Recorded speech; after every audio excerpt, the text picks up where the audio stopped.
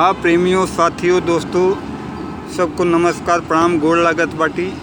आप लोगन के बीच में हम फिर आ गेल बाटी।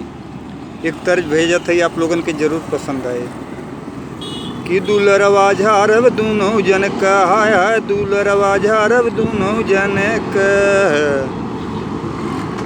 एक जन का बोरी का फारब, एक जन का घरवा, दुलरवा झारब दूनों जन का,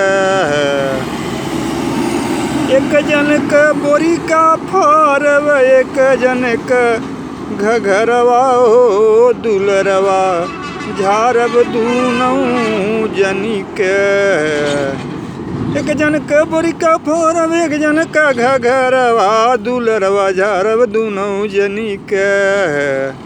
नमस्कार, प्रणाम, जय राम जी। श्रोता भाइयों, आप सब हमारे YouTube चैनल को ज़्यादा से ज़्यादा लाइक, सब्सक्राइब, कमेंट कीजिए। नमस्कार, प्रणाम, जय राम जी।